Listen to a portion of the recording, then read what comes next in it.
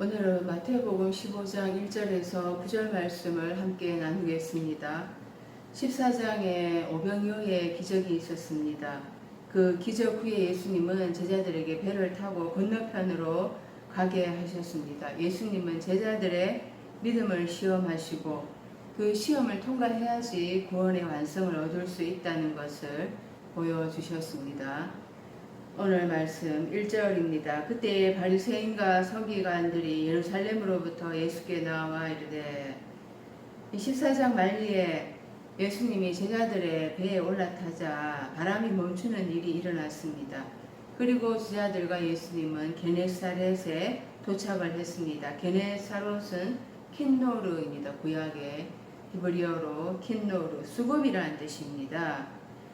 사울이 악령 들었을 때에 다윗이 수금을 탄즉 사울이 상쾌하여서 낫고 악령이 그에게서 떠났다고 했습니다. 그 예수님의 영이 사단과의 영적 전쟁에서 이겼다라는 것을 이렇게 말하고 있습니다.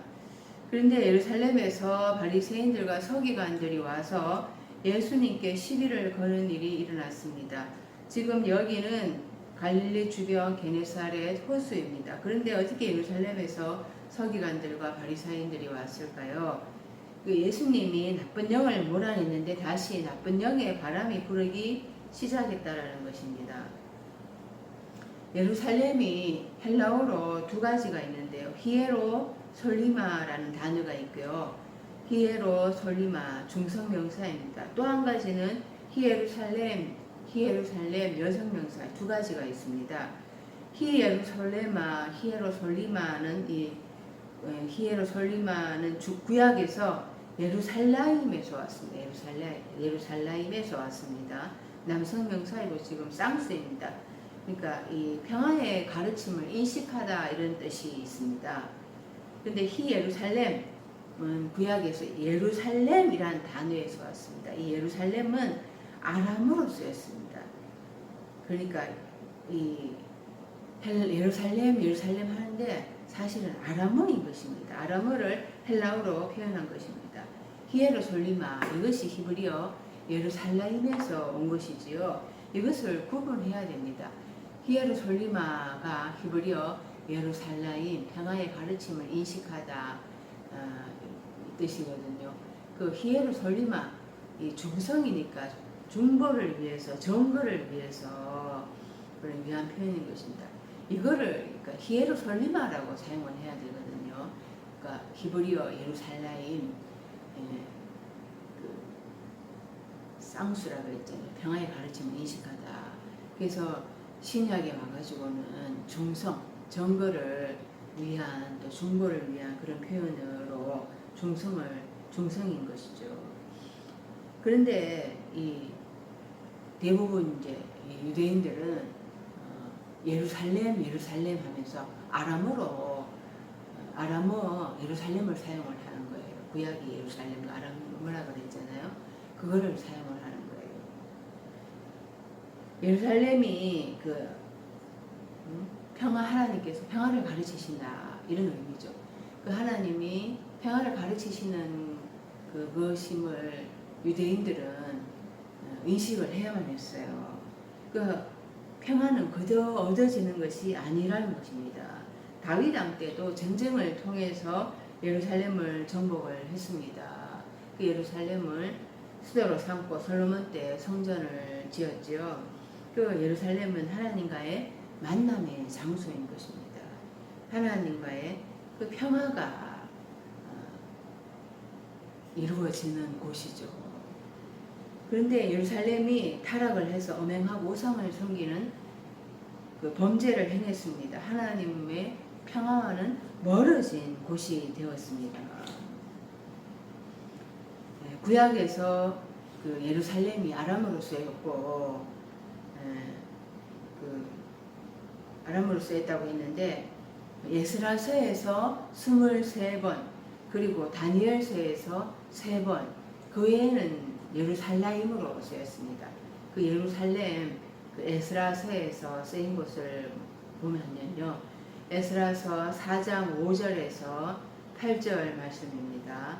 바사왕 고레스의 시대부터 바하사 왕 다리오가 즉위할 때까지 의사들에게 뇌물을 주어 그 경영을 제어하였으며 또 아하수에로가 즉위할 때 저희가 글을 올려 유다와 예루살렘 거민을 고소하니라. 아닥사스다 때에 비슬람과 미드르닷과 다보엘과 그 동료들이 바사왕 아닥사스다에게 글을 올렸으니 그 글은 아람 문자와 아람 방언으로 써서 진술하였더라.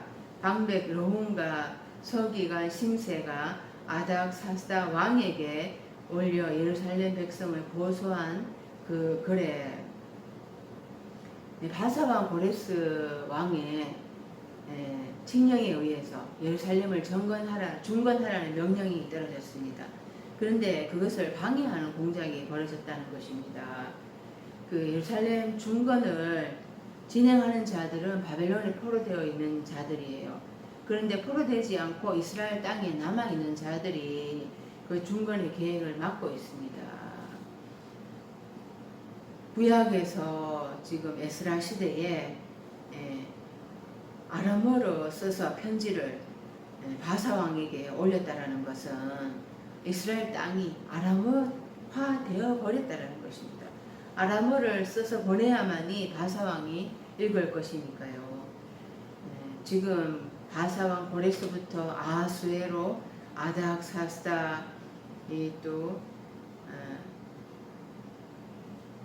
이렇게 바사왕 고레스, 바사왕 다리오, 바사왕 아하수에로, 바사왕 아닥사스다까지 이제 4대에 걸쳐서 예루살렘 성의 중건을 방해를 했습니다.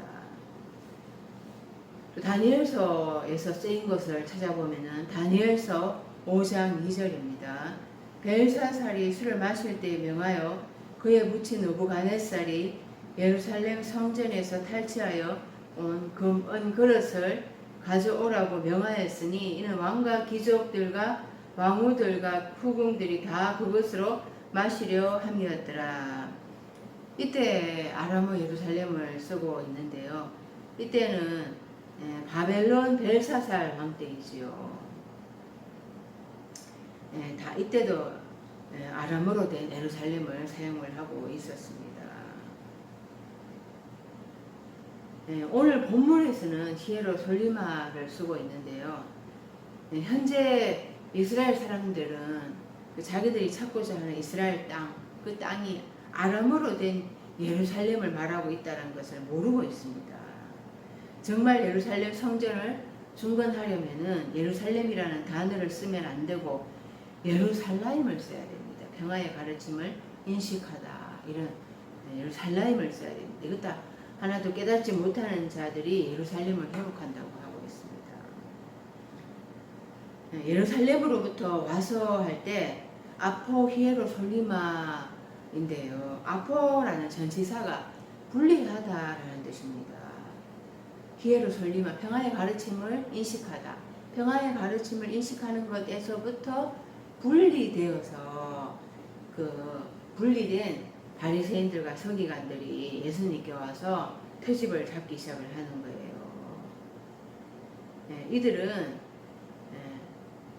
예루살렘에 거주하고 있었습니다. 그 예루살렘이 높은 곳에 위치해 있었죠. 유대의 수도입니다. 그런데 이들은 평화의 가르침을 인식하는 것에서 분리되어 있는 사람들이라는 것입니다. 그래서 예수님은 이들을 향해서 평화에서 멀어졌다고 책망을 하셨잖아요. 마태복음 23장 37절에 보면은 예루살렘아 예루살렘아 선지자들을 죽이고 네게 파송된 자들을 돌로 치는 자여 암탉이 그 새끼를 날개 아래에 모음같이 내가 네 자녀를 모으려 한 일이 몇 번이느냐.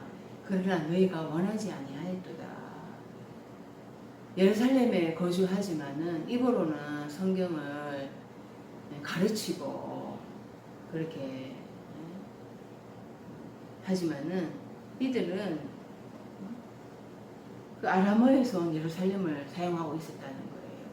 그러니까 이들이 평화의 가르침을 인식하는 것에서부터는 멀어져 있었다라는 것입니다. 그 예루살렘은 그 높은 곳에 있는 수도, 이렇게 지리적으로만 생각을 해서는 안 됩니다. 성경에서 인명과 지명, 이 모든 것들은 하나님께서 영적인 의미를 부여하고 있는 것입니다. 그래서 영적인 의미를 찾아봐야 되는 거예요. 예루살렘에 대해서 갈라디아서 4장 22절에서부터 설명을 하고 있습니다. 갈라디아 4장 22절을 보면은 기록된 바 아브라함이 두 아들이 있으니 하나는 여종에게서 하나는 자유 있는 여자에게서 낳다 하였으며, 그러니까 하나는 여종에게서 이스마엘을 이야기하죠. 하나는 자유 있는 여자에게서 이삭을 이야기합니다. 두 아들. 여종에게서는 육체를 따라 낳고 자유 있는 여자에게서는 약속으로 말미암았느니라. 이스마엘은 육체를 따라 낳았다고 하고 이삭은 자유 있는 여자에게서 약속으로 말미암아 낳았다고 합니다. 24절 이것은 비유니 이 여자들은 두 언약이라. 하나는 신의 산으로부터 종을 낳은 자니 곧 하갈이라. 이 하갈은 아라비아에 있는 신의 산으로서 지금 있는 예루살렘과 같은 곳이니 곧 그가 그 자녀들과 더불어 종노릇하고, 이 하갈은 아라비아에 있는 신의 산, 신의 강야에 있는 이 강야교회라고 말을 하는 것입니다. 그러니까 넷째 날 강야교회를 의미하고 있습니다. 근데 지금 있는 예루살렘과 같은 곳이다. 가나안 땅과 같은 곳이다. 예루살렘이 가나안 땅에 있죠. 그 다섯째 날 교회를 말을 하는 것입니다. 그래서 율법으로 가르치고 있는, 율법으로 신앙생활하는 넷째 날, 다섯째 날 교회를 말을 하는 거죠. 예루살렘이. 그런데 26절은 오직 위에 있는 예루살렘은 곧 자유자니 곧 우리 어머니라. 위에 있는 예루살렘은 자유자니. 사라에게서 이삭이 낳는데 그 위에 있는 예루살렘이라고 이야기하고 사라를 곧 우리 어머니다, 자유자다, 이렇게 이야기를 하고 있습니다. 그 바리새인들과 지금 서기관들은 율법학자이고 성경 박사들입니다. 그런데 이들이 넷째 날, 다섯째 날 교회로 모세의 자리에 앉아서 가르치고 있었어요. 그런데 그들이 모세처럼 가르치고는 있지만은 문자적으로만 가르치고 있다는 것입니다. 영어로 깨닫지 못하고, 그래서 이 예수님에 대해서 끊임없이 대적하고 올무에 걸려들게 하려고 트집을 잡고 있습니다. 그러니까 이들이 넷째 날, 다섯째 날 교회이고 종살이 한다고 하고 이야기를 하고 있습니다. 위에 있는 예루살렘에 대해서는 계시록 21장 2절에 또 내가 보매 거룩한 성 새 예루살렘이 하나님께로부터 하늘에서 내려오니 그 준비한 것이 신부가 남편을 위하여 단장한 것 같더라. 거룩한 성 예루살렘이 신부라고 이야기를 하고 있습니다. 남편 그리스도로부터 수리되어진 신부. 그래서 이들이 사도들을 이야기하는 거죠. 예수님으로부터 제자로 부름받아서 예수님으로부터 고침받아 그리고 오순절 성령으로 기름 부음 받고 사도로 복음을 전하는 그때 되었던 것입니다. 이들은 위에 있는 예루살렘이라고 이야기합니다. 자유자고 영으로 하나님의 말씀을 깨닫게 된 자들인 것입니다.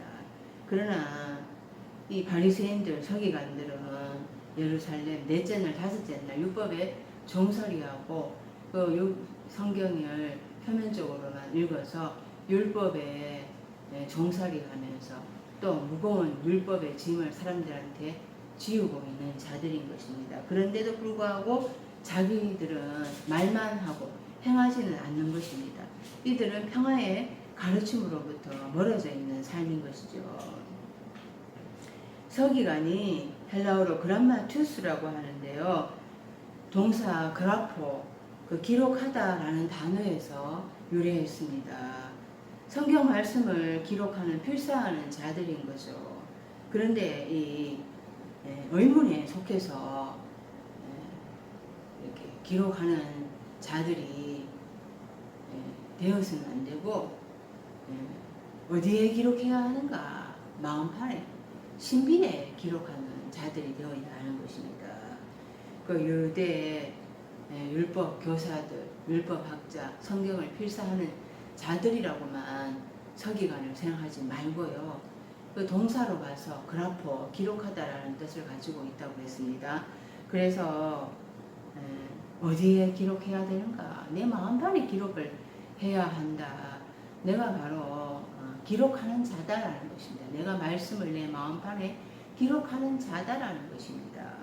계시록 14장 1절에 또 내가 보니 보라 어린 양이 시온산에 섰고 그와 함께 144천이 서 있는데 그들의 이마에는 어린 양의 이름과 그 아버지의 이름을 쓴 것이 있더라. 뭐 이름 이마에 아버지의 이름, 어린 양의 이름이 정말 쓰여져 있겠습니까? 이마라는 것이 이 머리잖아요. 머리. 그러니까 그 사고에 생각에 하나님을 온전히 주인으로 또 주 예수 그리스도를 주인으로 따라가고 있는 삶이라는 거죠. 그것을 이마에 기록을 했다라는 것입니다. 이 머리에 기록을 했다 이 뜻이 되는 거죠. 그래서 머리에 기록한 것, 또 마음에 기록한 자, 그 자들은 구원을 얻게 되는 것입니다. 그런데 계시록 17장 5절을 보면은 그의 이마에 이름이 기록되었으니 비밀이라 큰 바벨론이라 땅의 엄녀들과 가증한 것들의 엄이라 하였더라. 큰 바벨론, 큰 엄녀,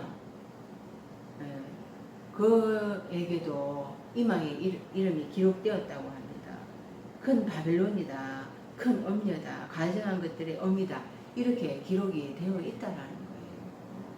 그래서 하나님의 말씀을 어디에 기록했는가에 따라서 하나님이 주인 되는 삶, 그 사람에게는 구원이 있고 그 하나님을 말씀을 그렇게 제대로 기록하지 않은 자들, 그 자들은 큰 바벨론이다, 땅의 엄녀다, 가증한 것들이 엄이다, 이렇게 하나님 말씀대로 살지 않은 자들은 이렇게 기록이 되어 있다라는 거예요. 그래서 이런 자들에게는 멸망이 준비되어 있는 것입니다. 그래서 이 평화의 가르침, 예루살렘으로부터 바리새인들과 서기관들이 왔다고 했는데요. 정작 이들은 넷째 날, 다섯째 날에 그 율법의 표면적인 것으로 가르치고 종살이 하면서 영적인 눈이 어두워져 있었던 거죠. 그래서 정작 평화의 가르침으로 오신 예루살렘에 대해서는 알아보지 못하고 예수님을 대적하려고 하고 있습니다. 2절 당신의 제자들이 어찌하여 장로들의 전통을 범하나이까 떡 먹을 때에 손을 씻지 아니하나이다. 트집을 잡는데요. 떡을 먹을 때 손을 씻지 아니한다고 트집을 잡고 있습니다. 그리고 장로들의 유전을 범한다고 그렇게 트집을 잡는데요. 지금 개혁 개정에는 전통이라고 하고 있습니다. 개혁 한글에는 유전이라고 말하고 있거든요.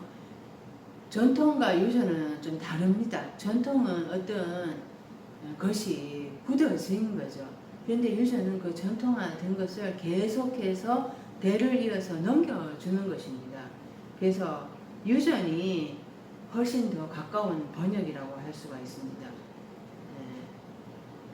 지금 유전이라고 쓰여 있는 헬라어 단어가 파라도시스인데요. 파라디도미에서 왔습니다. 파라 곁에, 디도미 주다, 곁에 주다. 그러니까 넘겨준 거죠.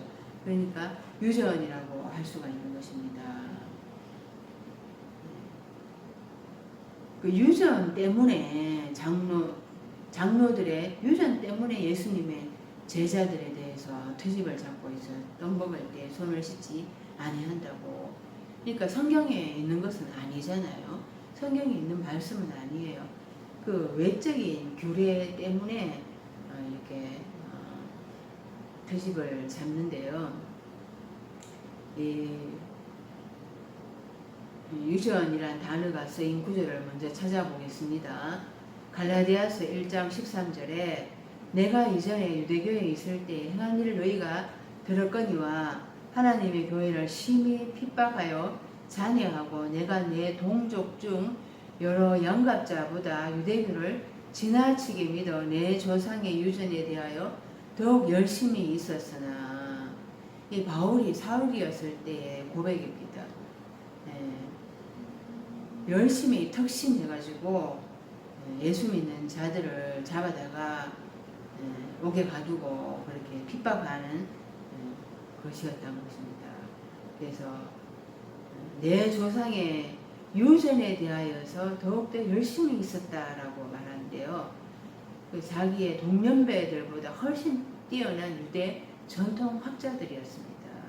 그 유전이, 내 조상의 유전이 뭐냐? 그 장로들의 유전, 성경에서 전해 내려오는 것, 하나님 말씀이 계속해서 전해 내려오는 그것은 아니잖아요. 장로들이 만든 것입니다. 그것을 전통화시켜서 계속해서 대를 이어서 넘겨주고 그것이 오히려 하나님의 말씀보다 더 이렇게 우위에 두었던 것이에요. 골로새서 2장 8절에 누가 철학과 헛된 속임수로 너희를 사로잡을까 주의하라. 이것은 사람의 전통과 세상의 초등학문을 따름이요 그리스도를 따름이 아니니라. 철학과 헛된 속임수로 사로잡을까 주의하라. 이런 것들은 사람의 유전이고, 철학과 헛된 속임수, 이건 사람의 유전이고 세상의 초등학문이라고 하는 것입니다. 하나님의 말씀이 아닌 것, 그것은 전부 철학에 불과하고 사람의 속임수에 불과한 것이고 세상에서는 그것들이 다 초등학문이라는 것입니다. 그럴 때 그것들을 쫓고 있고 그것에 더 열심이라는 거죠. 그래서 하나님으로부터 받지 않는 것, 하나님의 말씀이 아닌 것, 그것은 다 사람의 철학이고 사람의 속임수고 사람의 말이라는 것입니다. 오늘 그 사람의 그게 속한 유전, 사람의 유전으로 지금 예수님의 제자들을 트집을 잡고 있는 거예요. 씻다, 손을 씻지 않습니다. 이렇게 얘기를 하는데요. 씻다라는 헬라어 단어가 립토라는 단어입니다. 십계명에 손 씻으라 이런 계명은 없습니다. 그러니까 성경에서 씻다라는 것에 대해서 예수님이 말씀하신 구절들이 있습니다. 그런데 그것들이 전부 다 영적인 것을 말씀을 하시는 것이죠. 예를 들어서 마태복음 6장 17절에 너는 금식할 때 머리에 기름을 바르고 얼굴을 씻으라. 금식할 때 음식을 먹지 않을 때에 남한테 나 금식합니다 자랑하려고 그렇게 얼굴 씻고 머리에 기름을 발라서 금식하는 티를 내지 말라. 이런 외적인 것에 대해서 이야기하는 것이 아니라는 것입니다. 그 얼굴에 그 사람의 영적인 것, 그 사람의 인격적인 것, 그 사람의 모든 것이 다 드러나잖아요. 그 얼굴을 말씀으로 씻으라는 거예요. 말씀으로. 또 예수님께서 발을 씻으시는 것이 요한복음 13장에 나옵니다. 예수님께서 대하에 물을 떠서 제자들의 발을 씻으시고 또 두르신 수건으로 닦아주기를 시작을 했는데요. 또 다 닦고 나서 예수님은 내가 주와 또는 선생이 되어서 너희 발을 씻었으니 너희도 서로 발을 씻어주는 것이 옳으니라. 그래서 이 말씀을 액면 그대로 이해를 해가지고 오늘날 교회들이, 목회자들이 또 장로님들이 섬긴다고 막 발을 씻어줍니다. 그래서 막 또 성도들은 목사님, 장로님이 또 발을 씻어준다고 눈물을 흘리면서 간격을 하는데요. 이게 하나의 의식이잖아요. 하나의 의식. 그 발을 씻었다라는 것은 머리에서 발끝까지 다 씻었다라는 하나의 의식이거든요. 내가 말씀으로 너희를 씻었다라는 거예요. 말씀으로 너희를 씻었다. 그러니까 너희도 앞으로 그 말씀으로 형제들을 머리에서 발까지 다 씻어 주라는 거예요. 말씀으로 이 속을 다 씻어 주라는 거예요. 죄를 정결케 하는 일을 하라는 것입니다. 그래서 성경은 영적인 것, 궁극적인 것, 본질적인 것을 이야기하는 것이거든요.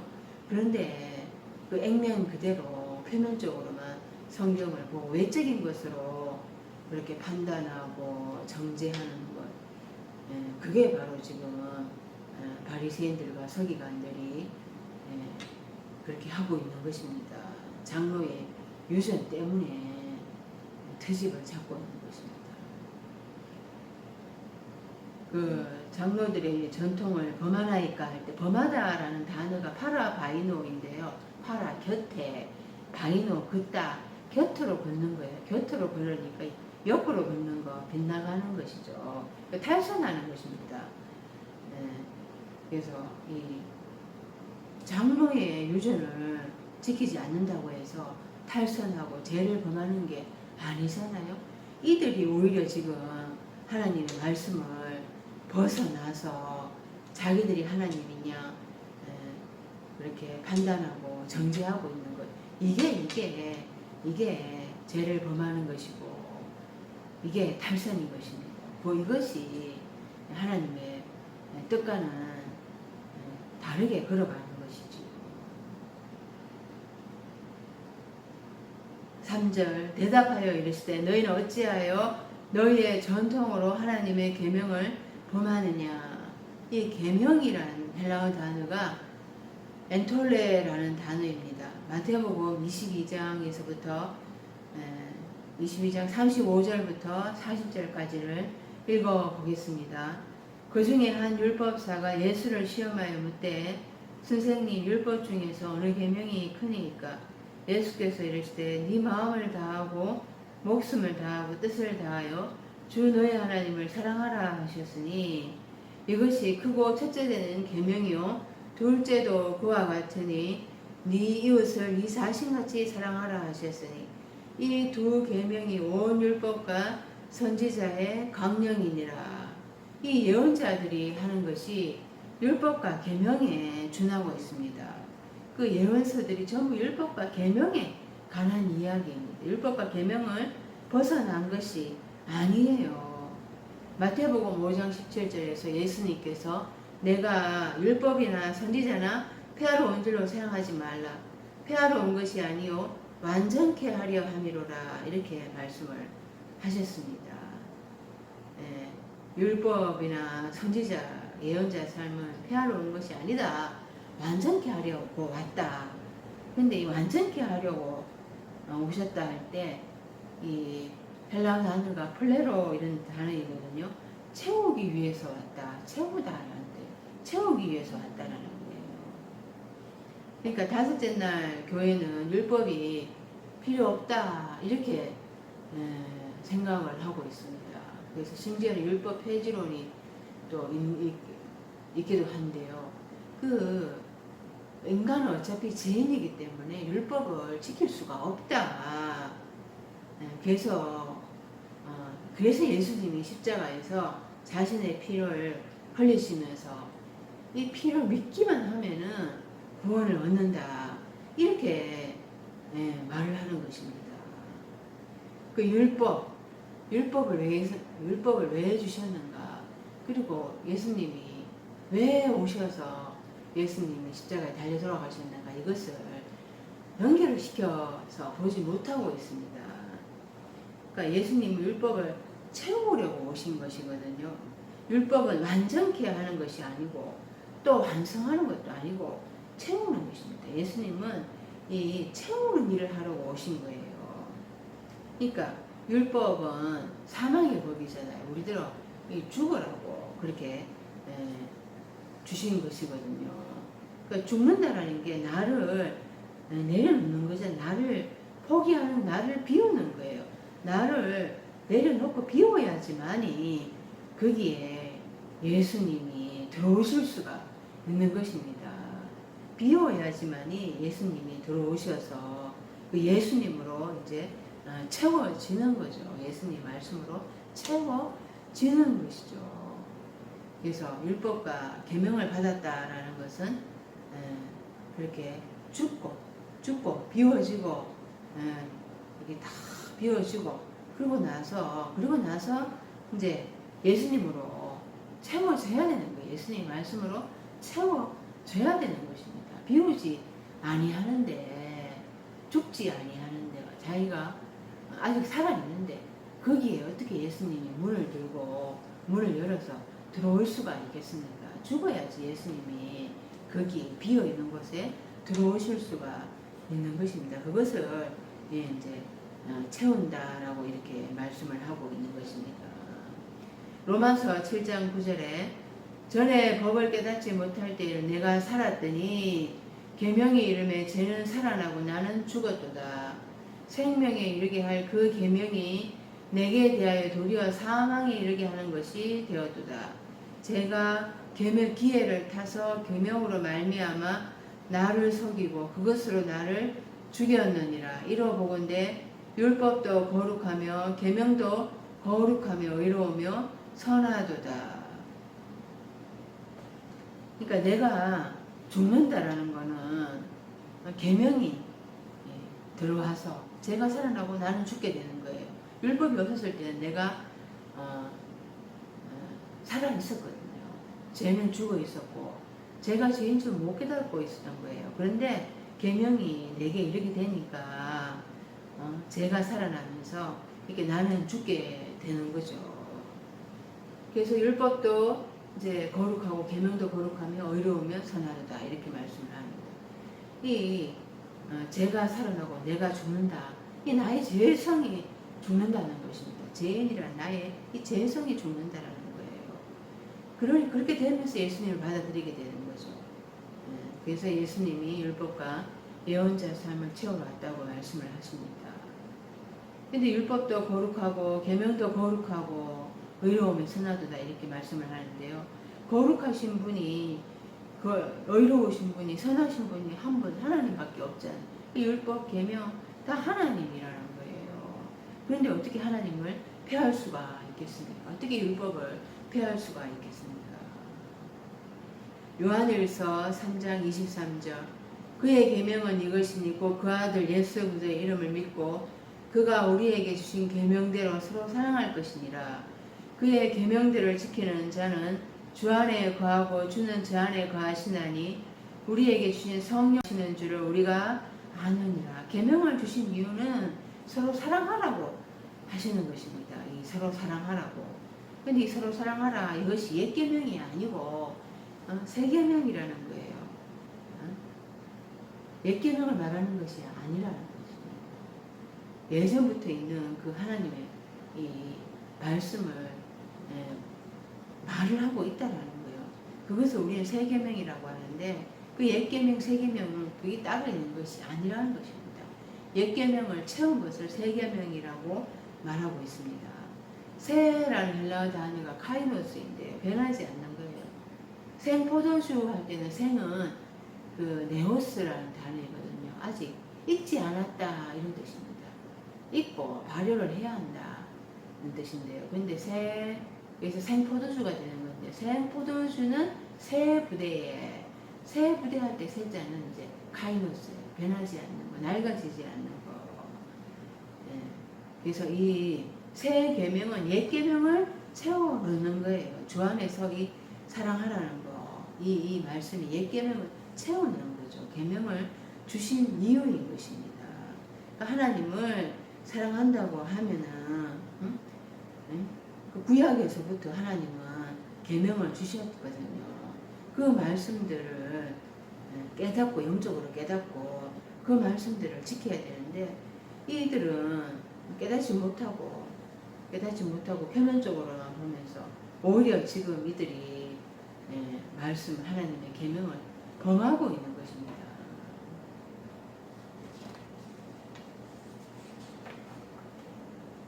4절에 하나님이 이르셨으되 네 부모를 공경하라 하시고 또 아버지나 어머니를 비방하는 자는 반드시 죽임을 당하리라 하셨거늘. 하나님은 출애굽기 20장 12절에 네 부모를 공경하라 그리하면 너의 하나님 나 여호와가 네게 준 땅에서 네 생명이 길리라 이렇게 명령을 하셨습니다. 계명이 히브리어로 이제 미츠바라는 단어인데요. 짜바 명령하다라는 단어에서 왔습니다. 이 짜바가 성경에서 가장 먼저 나오는 곳이 창세기 2장 16절입니다. 여호와 하나님이 그 사람에게 명하여 가라사대 동산 각종 나무의 실과는 네가 임의로 먹되 선악을 알게 하는 나무의 실과는 먹지 말라. 네가 먹는 날에는 정령 죽으리라 하십니다. 명령을 했는데 명사로 하면은 이제 계명인 거예요. 그 아담에게 준 첫 번째 계명, 이 계명을 어긴 거죠. 그래서 하나님의 말씀을 어긴 거. 이게 부모를 공경, 그러니까 하나님의 말씀을 지키는 거예요. 이게 부모를 공경하는 거고요. 그러니까 이 아버지나 어머니를 비방하는 자, 이게 하나님의 계명을 지키지 않는 것인 것입니다. 지금 비방하다라는 단어가 카콜로게오인데요. 카콜로게오. 히브리어로는 칼날입니다. 칼날. 하찮게 여기다 이런 뜻이 있어요. 하찮게 여기다. 그러니까 출애굽기 21장 17절에 자기의 아버지나 어머니를 저주하는 자는 반드시 죽일지니라. 성경은 사회법을 얘기하는 게 아니거든요. 성경은 도덕법을 이야기하는 것이 아닙니다. 하나님의 영적인 것을 우리에게 들려주시는 거예요. 육신의 부모에 대해서 이야기하는 것이 아닌데 육신의 부모를 죽이거나 하면은 당연히 그런 사회법의 적용을 받게 되는 것이잖아요. 그러니까 자기 아버지나 어머니, 그 하나님의 말씀이라는 거예요. 하나님 말씀, 하나님 아버지, 하나님 어머니, 그 말씀을 의미합니다. 영적인 부모를 이야기하는 거죠. 하나님의 말씀, 그것을 하찮게 여기는 자는 영적으로 죽임을 당하게 된다는 것입니다. 사무엘상에 사무엘 예언자가 태어났을 때 그 제사장이 엘리였습니다. 엘리 제사장이 그 성전을 섬길 때 엘리의 아들들은 행실이 나빠서 여호와를 알지 못했다라고 성경이 이야기를 하고 있습니다. 그 엘리의 아들들이 어느 정도로 그렇게 악한 자들이었는가 하면은 그 제사장들이 고기를 삶을 때 그 먼저 와가지고 기름을 태우기 전에도 와가지고 그 자기 그 마음대로 막 고기를 가져가는 거예요. 하나님 앞에 제사 드릴 그 고기를 가져가는 거예요. 날 것을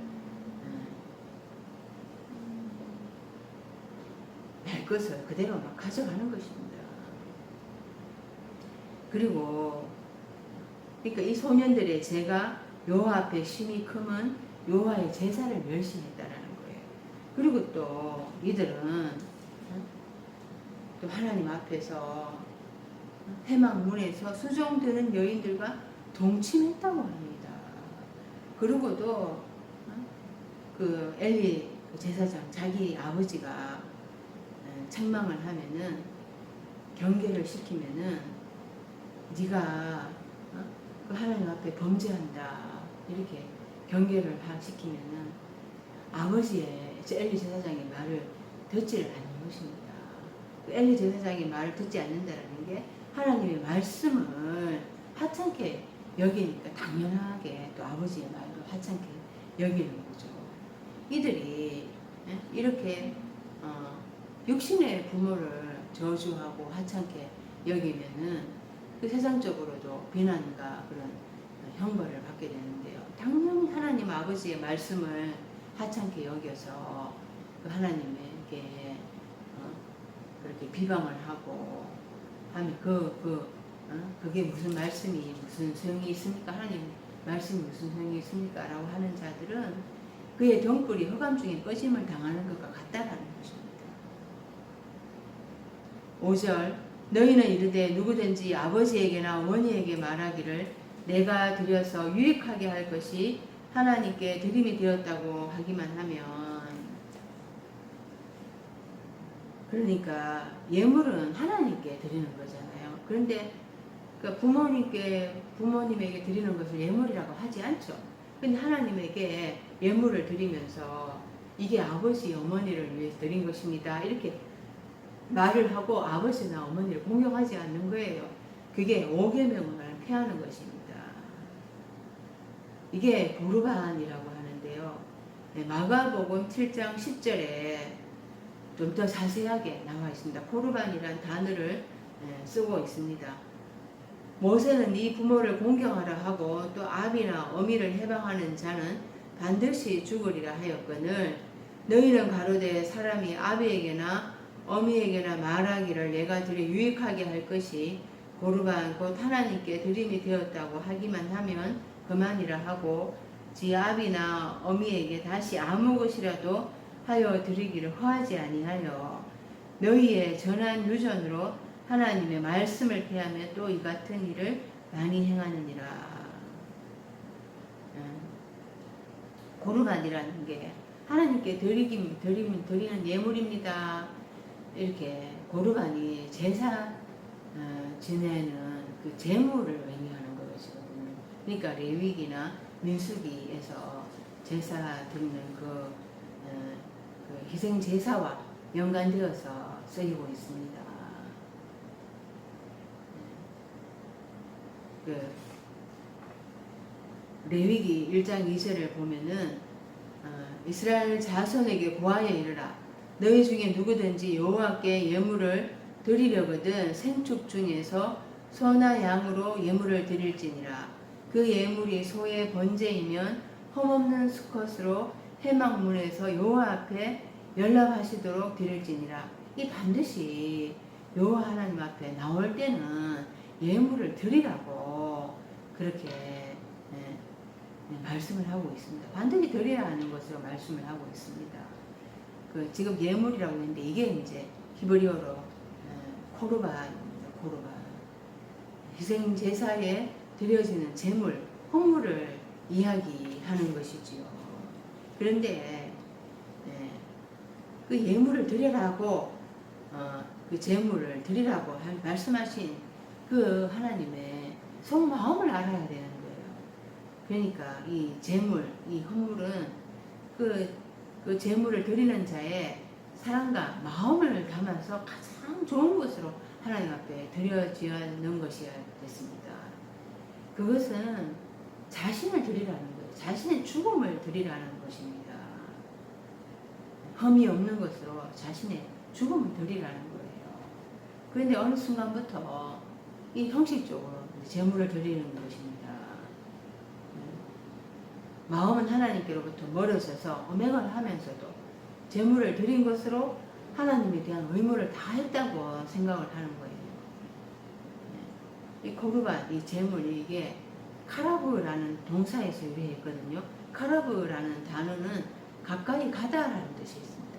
그러니까 하나님께 가까이 가서 그 하나님과의 그 교제 속에서 하나님의 음성을 듣고 그 뜻대로 순종하며 살라는 것입니다.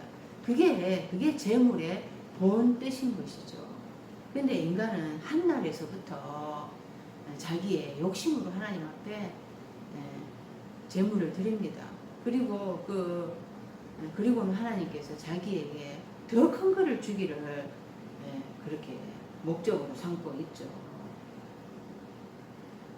그렇게 복받기만을 바라고 하나님의 뜻을 순종하고자 하는 마음은 없어요. 가인이 아벨을 쳐 죽이면서 왜? 그 자신의 제물을 하나님이 받지 않는다고 그 자신의 땅의 소산 그것을 하나님 앞에 드렸는데 하나님이 쳐다보지 않으셨잖아요. 그 땅의 소산 자기 마음의 욕심으로 그 열매 맺힌 하나님 앞에 드리면은 하나님이 그것을 받으실 수가 없는 것이잖아요. 그런데도 하나님이 보시지 않으니까 그 아벨의 것만 보시니까 그 아벨을 쳐 죽이는 것입니다. 그 제물의 그 뜻을 알고 그렇게 허무는 것으로 자신의 죽음을 드려야 되는데, 자기 자신을 드려야 되는데 그것은 못 깨닫고 하나님 앞에 제물을 드리는 것으로 내가 하나님 앞에 그 의무를 이행했다라고 생각을 하는 거죠. 그래서 자기는 신앙생활 잘한다고 생각하는 거예요. 이사야서 1장 11절에 너희의 무수한 제물이 나에게 무엇이 유익하냐? 나는 순양의 번제와 살찐 짐승의 기름에 배불렀고 수송아지 어린 양 순염소의 피를 기뻐하지 않는다, 이렇게 말씀을 하죠. 너희는 내 마당만 밟을 뿐이다, 이렇게 말씀을 하시는 거예요. 그래서 그 제물 드리는 것으로 하나님 앞에 복받기 위해서 드리면서 이게 하나님께 드림이 되었다, 이게 아버지 어머니를 드리는 것입니다, 이렇게 말을 하면서 부모를 공경하지 않는다라는 것입니다. 그러니까 하나님의 그 계명으로, 하나님의 계명으로 그 하나님의 계명을 폐하는 것이잖아요. 10계명에 5계명에 있잖아요. 네 부모를 공경하라 했는데 그거를 지키지를 않는 것입니다. 그 마가복음 7장 12절에 보면은 지 아비나 어미에게 다시 아무 것이라도 하여 드리기를 허하지 아니하여, 그러니까 앞에 고르반 하면서 하나님께 드림이 되었다라고 하면서 그러니까 부모를 공경하지 않는 거예요. 하나님께 드림이 되었습니다, 이게 아버지 어머니를 위해 드린 것입니다 하면서 그러면서 부모를 공경하지는 않고, 그리고는 또 낳아주지도 않는다라는 것입니다. 드리기를 허하지 않은 게 아니라 부모를 낳아주지도 않는다라는 것입니다. 낳아주다, 이 단어가 헬라어로 아피에미인데요. 아피에미. 그러니까 마태복음 4장 18절에 쓰여 있습니다. 그 예수님이 갈릴리 해변 다니시다가 그 베드로와 또 형제 안드레를 불렀잖아요. 내가 너희로 사람을 낳는 어부가 되게 하리라. 또 가다가 세베대의 아들 야고보와 그 형제 요한이 아버지 세베대와 함께 배에서 검을 깁는 것을 보시고 불렀어요. 그러니까 저희가 곧 배와 부친을 버려두고 이렇게 번역을 했는데요. 이게 놓아두고예요. 놓아두고. 배와 부친을 놓아두고 예수를 쫓았다고 했습니다. 그러니까 배와 부친을 놓아두고 예수를 쫓아야 한다는 것입니다. 아피엠이 아포 분리해서 히엠이 세우다 이 뜻이거든요. 그래서 분리해서 세우고 분리해서 보내야 되는데, 이 다섯째 날 이 예수님의 이제 그 부르심을 받으면서 다섯째 날 말미에 부름을 예수님에게서 이제 받습니다. 그때 부모를 낳아줘야 되는 거예요. 다섯째 날에서 여섯째 날로 넘어오는 이 중요한 이 시기, 이때 이제 부모를 낳아줘야 하는 것입니다. 예수님을 만났을 때 부모를 이제 놔주고 관계를 끊고 인연을 끊는 거죠. 육신의 부모를 이렇게 관계를 끊으라 이런 뜻이 아니잖아요. 마태복음 23장 9절에 땅에 있는 자를 아비라 하지 말라. 너희 아버지는 하나이시니 곧 하늘에 있는 자시니라. 그러니까 땅에 있는 자 사단을 하나님으로 아버지로 섬기고 있다라는 거예요. 너희 아버지는 하나이다. 그러니까 다섯째 날까지는 아버지가 가짜 하나님, 그 가짜 하늘 이렇게 또 같이 섬기고 있다는 거예요. 진짜 하나님을 섬기고 있다고 생각하지만은, 진짜 하늘을 믿고 있다고 생각하지만은 가짜 하늘, 가짜 아버지 사탄을 섬기고 있다는 거죠. 그래서 예수님이 요한복음 8장 44절에 너희 아비는 마귀다, 유대인들을 향해서 너희 아비는 마귀다 이렇게 책망을 하셨잖아요. 이렇게 다섯째 날까지 그 아버지를 내려놔야 된다는 거예요. 다섯째 날까지 그 내가 믿고 있던 사상, 그 사상을 내려놓아야 된다, 놔줘야 한다는 것입니다. 근데 5째 날까지 그 부모를 공경하지도 않고 그렇다고 놔주지도 않고 그러고 있잖아요. 그러면서 신앙생활 잘한다고 생각을 하고 있는 거죠. 6절 그 부모를 공경할 것이 없다 하여 너희의 전통으로 하나님의 말씀을 폐하는도다. 출애굽기 20장 12절에는 네 부모를 공경하라 그리하면 네 아버지 네 하나님 여호와가 네게 준 땅에서 네 생명이 길리라. 공경하라. 이게 히브리어로 카바데인데요. 무겁게 여기다 이런 뜻입니다. 무겁다 이런 뜻이에요. 하나님의 말씀이 무거운 말씀인 것이에요. 그 말씀을 중하게 여기고 이렇게 그 말씀에 순종해서 지켜야 되는데 그렇게 되면은 그 하나님 여호와가 네게 준 땅에서 네 생명이 길리라. 생명이 뭐 장수할 것이다 이런 뜻이 아니라 그 일곱째 날에 들어가서 그 일곱째 날을 살게 된다는 것이에요. 그 일곱째 날에 들어가는 그것이 바로 안식을 누리는 거잖아요. 하나님의 안식의 처소가 되는 거거든요. 그러니까 부모의 말씀 그 하나님 아버지의 그 말씀을 무겁게 여기지 않고 하찮게 여기니까 순종을 안 하는 것입니다. 사랑한다고 입으로는 사랑한다고 하면서 그 말씀에 대해서 귀하게 여기지 않는 거죠. 중하게 여기지 않는 거죠. 그러니까 일곱째 날에 들어갈 수가 없고 그냥 5째 날에서 그냥 머물고 종살이 하는 거예요. 7절 외식하는 자들아 이사야가 너희에 관하여 잘 예언하였도다 이랬을 외식이 헬라어로 히포크리테스인데요. 히포 하면은 뭐뭐 아래, 크리테스 하면은 심판 이런 뜻인데요. 크리노 판단하다, 판결하다, 이런 심판하다 이런 단어입니다. 그러니까 아래 끝으로 판결하는 거예요. 아래 끝으로 심판하는 것입니다. 아래 끝으로 판결하는 자들이 바로 바리새인들과 서기관들이 이들이 바로 심판 아래 놓여 있는 자들인 것입니다. 이들에 대해서 이들은 그 예루살렘에 거주한다고 하지만은 아람어로 된 예루살렘에 대해서 알고 있었잖아요. 그래서 그 넷째 날, 5째 날 그 종살이 하는 자들이라고 말씀을 드렸습니다. 율법의 말씀에 그 문자적으로만 이해를 해가지고 바깥 그 외적인 것으로만 그렇게 사람들에 대해서 정죄하고 판결을 내려버리는 거죠. 이렇게 보이는 것으로 정죄하고 판결해버리는 자들 이들이 심판받을 자들이라는 거예요.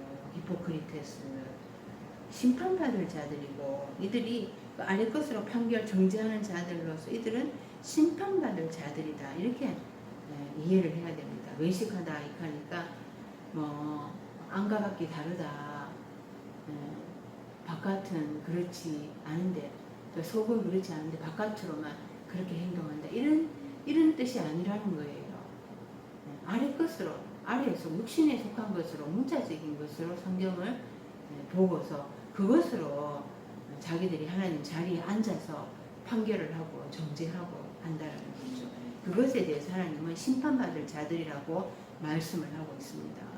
마태복음 23장 35절에 하 있을진저 외식하는 서기관들과 바리새인들이여 장과 대접의 거처는 깨끗이 하되 그 안에는 탐욕과 방탕으로 가득하게 하는도다. 장과 대접의 그 이들을 그릇에 비유를 하고 있습니다. 겉에로는 봤을 때는 깨끗한데 그 속은 탐욕과 방탕으로 가득 차 있다는 거예요. 눈먼 바리새인이여 너는 먼저 안을 깨끗이 하라. 그리하면 그것도 깨끗하리라. 하 있을진저 외식하는 서기관들과 바리새인들이여 해치라 무덤 같으니 겉으로는 아름답게 보이나 그 안에는 죽은 사람의 뼈와 모든 더러운 것이 가득하도다. 이 시체라는 것입니다. 죽어있다는 것. 이와 같이 너희도 겉으로는 사람에게 옳게 보이되 안으로는 외식과 불법이 가득하도다. 하 있을진저 외식하는 서기관들과 바리새인들이여 너희는 선지자들의 무덤을 만들고 의인들의 비석을 꾸미며 이르되, 이렇게 이들은 목구멍으로는 열린 무덤이 돼서 말은 잘하는데 그 마을 나오는 말들이 전부 독사의 독이 있는 거, 쏘는 거예요. 다 죽이는 말들인 거예요. 그 입에는 저주와 악독이 있는 말들인 것입니다. 그래서 이들에 대해서 예수님이 8절, 이 백성이 입술로는 나를 공경하되 마음은 내게서 멀도다, 이렇게 말씀을 합니다. 다섯째 날 성도들 입만 열면 하나님 아버지 이렇게 하지만 그렇게 합니다. 무슨 일만 생겨도 하나님 아버지, 너무나 믿음이 좋은 것처럼 보이죠. 그런데 그들은 입술로는 그렇게 공경하지만 그 속을 들어가 보면 해치라 무덤이라는 거예요. 죽은 뼈와 모든 더러운 것들이 가득하다라고 이야기를 하고 있습니다.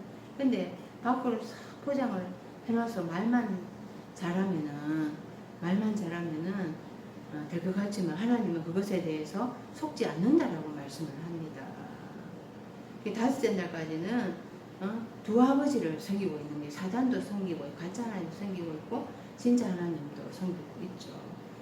그래서 그 다섯째 날까지 부모를 놔두고 참 아버지를 만나러 가야 되는 것입니다. 9절, 사람의 계명으로 교훈을 삼아 가르치니 나를 헛되이 경배하는도다. 이 사람의 계명이 그 하나님 말씀보다 더 위에 올라가 있어요. 그것을 더 사람들이 위에 놓고 눈치를 보는 거죠. 하나님의 말씀은 하나님이 심판을 하시잖아요. 그러니까 하나님은 금방금방 적극적으로 심판하시지는 않거든요. 근데 이제 사람들은 눈치를 주잖아요. 그것에 대해서 적극적인 반응이 옵니다.